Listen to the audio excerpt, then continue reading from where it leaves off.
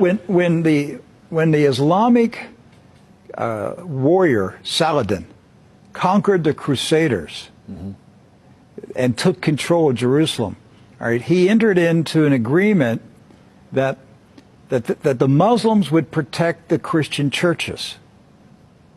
And so he appointed 2 Muslim families. Both of these families have been in Jerusalem for, close to 1,000 years. And each generation has passed down the key. The key. Right. The physical key. Mr. Judah said that the key he presently has is 800 years old. It's incredible. He had another key, but it broke.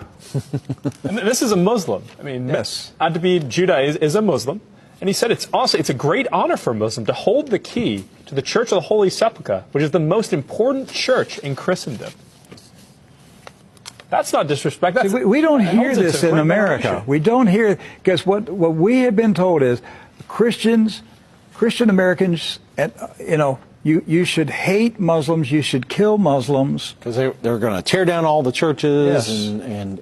and basically just ransack them and everything else. But here we have 2 families that for nearly 1,000 years have actually been watching over Christian churches. That's right. So who planted into our minds here in America that we should hate and kill Muslims? Who planted that thought in our head? Because it came into our society after 9/11. That's correct.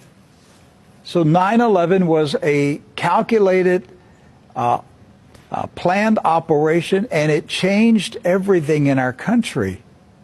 And so we were saturated with media propaganda, which who owns the media in this country? So we were saturated with this media propaganda.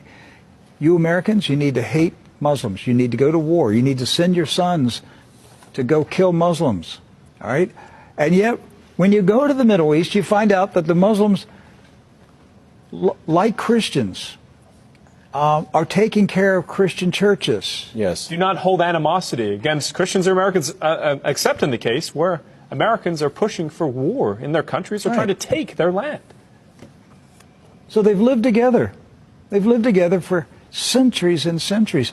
Jews, Christians, and Muslims have lived together for centuries. They were buying and selling. They were trading. They were doing business together. They were building houses next door to each other for centuries. And it didn't change until the Zionists came. Now, see, wait a minute. I thought Zionists are Jews.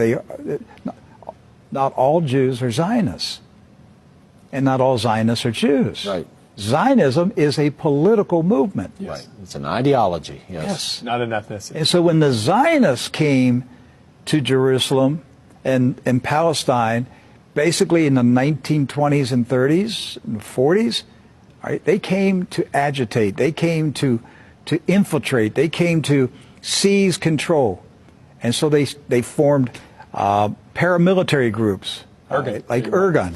And that's where Ariel Sharon and Menachem Begin, and these guys were young terrorists. And so there's where the hatred started to come in.